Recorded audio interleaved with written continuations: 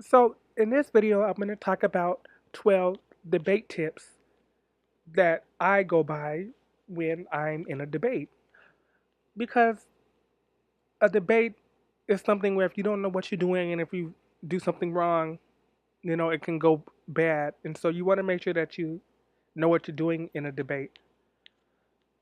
Now, everyone approaches debates different, and that's fine with them, but this is how I approach debates, and I usually follow these 12 rules. So, with that said, let's get it started. Let's go.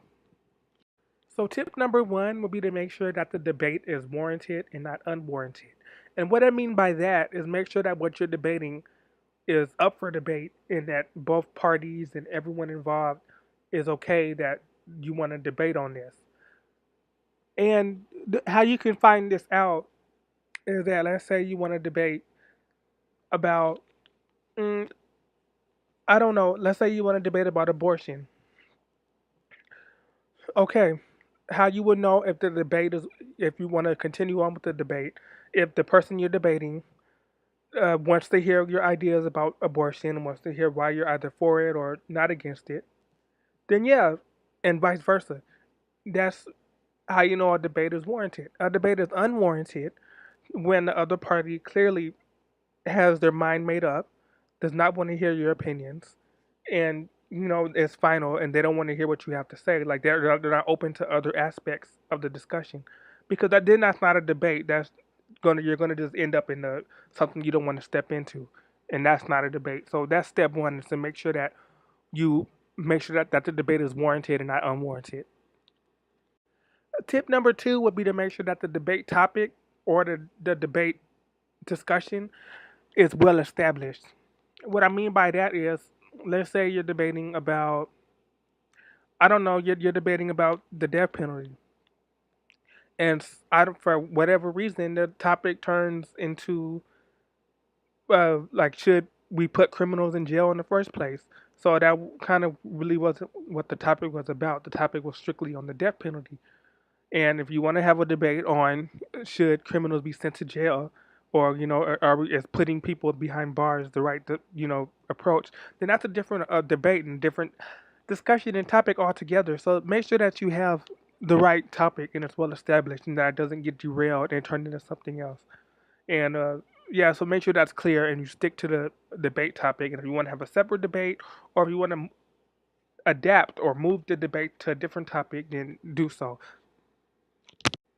Tip number three, and I know that this one you can't always, unfortunately, be have this, but usually you're able to. But tip number three is make sure that there's a mediator or a moderator or like a third party that's preferably unbiased and like isn't more leaning on the other side or on the other side, or they're just neutral, or if they're not neutral, like they're not going to attack you for not being on their side, or if they're on your side, they're not going to attack the other person for being on the opposing side. The reason why I say this is just in case things get out of hand. There's like a moderator, or there's a mediator, or there's just someone there that's to help things move along so things don't turn ugly. Which in a debate they shouldn't. A debate should move smoothly and should run smoothly.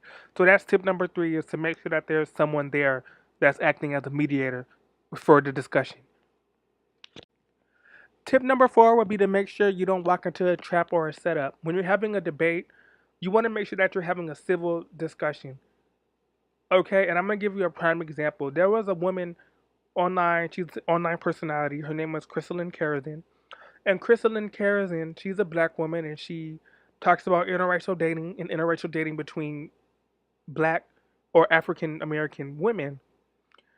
And Crystalline Karazin, she was having a debate against that, and she thought it was a civil discussion and a civil debate. It turns out it was a trap, and the debate network she was a part of, she was debating, I think, about three or four different black men, and they were just attacking her, and like it was just so crazy, and she didn't deserve that, regardless if you agree with what she had to say or not. She didn't deserve that, and I felt like there was no need for them to troll her and to attack her. She went on there to debate against another man, and they just pretty much put her on the spot like that, and she fell for the trap, and she fell in the damn bottomless pit.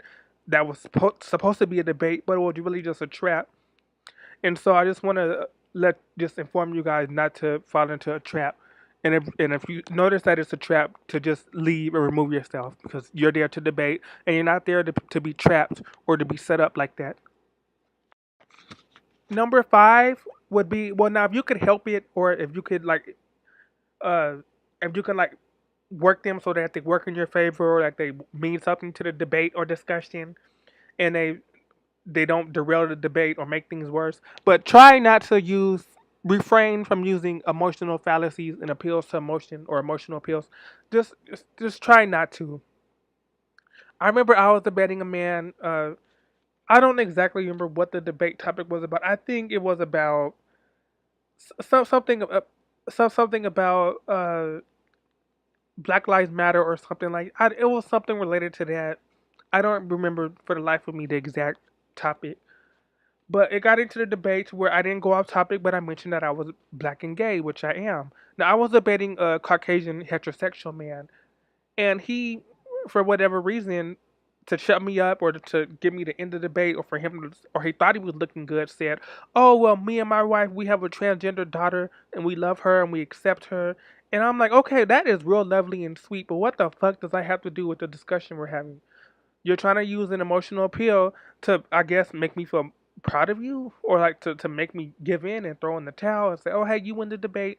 And no, that has nothing to fucking do with the debate. Now, I'm happy for you. I'm happy that he's not an asshole and he's raising his transgender daughter right, but that has nothing to fucking do with the debate. And so, try not to refrain from using emotional fallacies or appeals to emotion with any debate. Just don't do things like that, okay? Because that doesn't help any. And if it did help, if I was to sort of use that as ground for him to win the debate, that would have made me look stupid because he used an emotional fallacy, which you don't use in a debate. So I just wanted to add that. Number five would be to refute or give rebuttals accurately. If you're debating about homeschool and one side is saying, I believe that homeschool isn't right. I think that kids should be in a classroom and they should be with other peers, and and they feel like a child should be in a regular school. Well, you could, if you're on the opposing side and you agree with homeschooling, a poor rebuttal or a poor refute would be, well, I homeschool my kids just fine and they're okay. Okay, well, and that's you're not giving an accurate rebuttal, or you're not refuting their side accurately. A good rebuttal or a good refute would be like, oh well, my child, he's can't function in a normal school. He has emotional delays and he has emotional problems and he's emotionally disturbed and he can't be in a regular school. So I decide to homeschool him. It's better that way. Me, my husband homeschool him because he's able to function better that way. And that's giving an accurate rebuttal as opposed to just saying, oh well, my kid is homeschooled and he's fine. And then okay, well you didn't refute or accurately. So make sure that when you are giving rebuttals or responses, or you're refuting something, that is accurate and it means something. Tip number seven would be to avoid either whether you're giving them or you're receiving them, is to look out for to avoid ad hominem attacks. If you're giving out a debate, or if you're giving out your points, avoid ad hominem attacks, and also look out for ad hominem attacks, because in my opinion, if ad hominem attacks are being thrown out, that's kind of grounds for either ending the debate or having the moderator switch the topic, or uh, step in and say, hey, like warn, if that happens again, the debate is over. Or just, kind of just let you know that that person maybe is running out of ideas and they're kind of running out of juice because they have to resort to shit like that. And what I mean by ad hominem attacks, let's say if you're having a debate on gay marriage and you're giving your points, and a person that's, you're for gay marriage because you're a gay man or whatever, and your opponent decides to throw out an ad hominem attack and he says, well, you faggots don't need to be married. And that's an ad hominem attack. He's going in a personal attack because he's done and he has nothing else to offer, and he's getting pissed off and he's mad at you. Another ad hominem attack would be, you're discussing gay marriage and then he'll say, well, I don't know any gay people that are happily married, or like marriage is nothing to for gay people, and are you married? And they'll say like things like that, or uh, are you happy being a gay person? And like, but that has nothing to do with the debate. Like, why are you trying to attack me and do that when that has nothing to do with the discussion? They're trying to make because they have nothing left, and they're trying to just break you that way. So just try to avoid ad hominem attacks.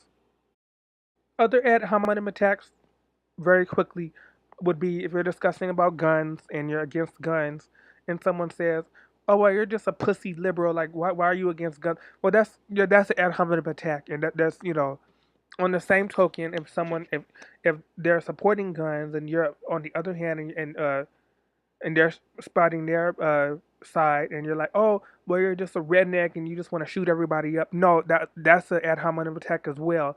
So just try to just avoid that, because that's to me when the debate is over, and when it turns to attacking others and things like that. No. Tip number 8 would be to be unpredictable and to give answers that the other side probably aren't expecting or aren't assuming. I think a good example to use would be it was in the Republican debates a couple years ago, and Marco Rubio was debating Ted Cruz, and Marco Rubio and Ted Cruz, they're both Hispanic by ethnicity, and Marco Rubio was sort of attacking Ted Cruz and saying that he's Hispanic but he doesn't speak Spanish, and that he was sort of trying to defame his character that way. Well, Ted Cruz kind of did something kind of unpredictable, and he started speaking conversational Spanish. He said a couple of sentences to Marco Rubio, and I think he even said, like, it translated to like, "How dare you? I'm speaking Spanish, my friend." And so I mean, he gave an answer that a lot of people weren't expecting or weren't assuming. Yeah, Ted Cruz could have just said, "Well, I speak Spanish, and or whatever. Like I don't need to I can just dismiss that." But no, he did something that nobody was expecting. The man started speaking Spanish, and I think there hasn't really been that many uh media out there that showed Ted Cruz speaking Spanish before then. So it's a lot of people that was kind of shocking, and they were able to, so that's a tip I will give, is just to avoid uh, common responses and to give more unpredictable responses like that. If you can do stuff similar to that, that would be nice, and you probably win points in the debate that way. Tip number 9 would be to don't accept or give into a response or action that you don't support or agree with. Let's say you're debating about that video games are too violent. All these video games that have your player and you have guns and you're shooting people and all that. That's too violent for kids, and it gives people the wrong agendas and ideas. And let's say that your opponent is against that. They're saying that video games, they're becoming too violent, and that kids shouldn't be playing these, and there should be more initiatives and things like that to stop kids from playing them, and there should be more awareness that video games kind of uh, feed into people that have these sort of sadistic minds, and they're going around shooting and killing people. Well, how you're giving into a support or idea that you don't claim, whether you meant to or not, you can say something like, "Oh well, video games, they tell you on the box that hey, there's violence and there's all this, and there's this video game is rated adults only, or this video game is rated R, and that parents should watch their kids when they're playing video games, or so you're pretty much agreeing with that person when you're saying that, though. So the whole point of so you try to just avoid things like that, because that's making you look bad, and you don't want that to happen. You want your side. I mean, yeah, sometimes it's unavoidable, but if it is unavoidable, like, don't agree with the person whether you meant to or not, because in that sense you're kind of agreeing with them whether you noticed it or didn't. You're still agreeing with them, and that's making you look bad. So just try to avoid things like that. Tip number 10 would be avoid using exceptions to the rule. And the reason why I say not to use exceptions to the rule, because exceptions are not the rule. There was let's say we're having a debate on whether or not little boys should be able to wear girls' clothes to school. Like if the boy he feels more feminine or if he feels like he feels happy wearing a dress, should he be allowed to wear that to school? Should he be allowed to wear jumpers and dresses and blouses and mini skirts, to school with other, kids around his age? Like say if he's like a 10-year-old boy, is that okay for him to wear that to school? Is it okay for a little boy that's 11, 12 to wear high heels if he feels more feminine, especially nowadays due to everything? And uh, one side can say no, boys should wear boys' clothes in school. He should wear boys' clothes, and when he's an adult, he can wear whatever the fuck he wants to wear. And then on the other side, that's using an exception to the rule.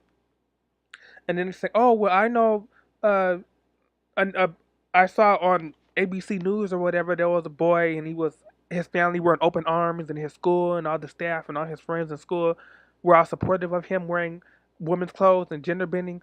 To me, that's an exception to the rule. I don't know about y'all, but to me that's an exception to the rule.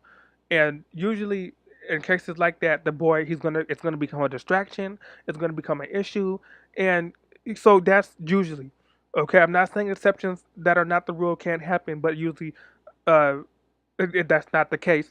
So when in a debate, just try not to use exceptions to the rule. Just don't, because they're not going to go anywhere. They're not going to mean anything. It's not going to win you any points. So just don't do it.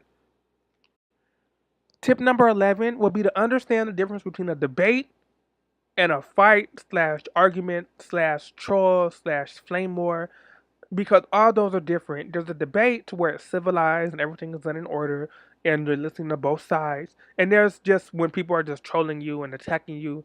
And again, I've covered this before. It's kind of different where I said don't fall into a trap. This is just kind of going, it's a little bit different from that tip. Whereas with the don't fall into a trap to where they trick you and to where there's a chance where you might be able to turn the tables and make them look bad. Un- Understanding the difference between a debate and a fight is usually just from the get go, and usually just from how everything is just orchestrated, and and usually when it's a fight and they're just trying to attack you, there's no use and there's no point. So if it's a debate, yeah, debate. But if it's a fight and if and they're trying to attack you and if they're trying to argue, if it's an argument, then no, then that's not a debate. Now, if you want to have an argument, you want to have a fight, and if you want to take it outside, then that's different. Do what you have to do, but that's not what a debate is. So just understand that. And the last tip, tip 12, will be to know when it's the right time to end a debate or leave a debate. Typically, debate shouldn't run on for too long. Uh, I think maybe if a debate runs longer than a couple hours, then I mean, unless it's a real heated discussion and like people are making really interesting points. A debate shouldn't really run on for that damn long. But if usually you should know when a debate, it shouldn't be too short, but again, it shouldn't be too long. In addition to that, if the debate is becoming uncomfortable, and if like something happens, like as I said with any of the previous 11 tips happen, or like ad hominem attacks are thrown, or like if it's a trap, or if it turns into an argument, or if it gets violent, or if someone wants to, put up fists or or whatever, what have you, then that's when probably the debate needs to end, and guys probably just have to just agree to disagree at that point, or just disagree to disagree. Uh, so yeah, so that's the final tip, just to know when it's over and when it's time to just end it, and you've done all you can do, or that's either positively or negatively. Either the debate has run long enough, or you've said your points, or if it just gets too violent, or if you want it to become violent, I'm not judging. You have to do what you have to do. If you want to take it to the parking lot, do what you have to do. But yeah, if the debate is becoming uncomfortable, if it's running on too long, if it's resolved, then yeah, the debate is over with, and you can just suspend it, and then that's the end of it. Okay, so that was 12 tips on debates, and I hope they help you because they help me. And I understand with debates, sometimes you win some, you lose some. Sometimes you don't win or lose. Sometimes you tie in debates. But just understand that that with these tips that you can leave out of the debate happier, whether you won the debate or lost the debate or whatever. So I hope that they help you. And yeah, goodbye.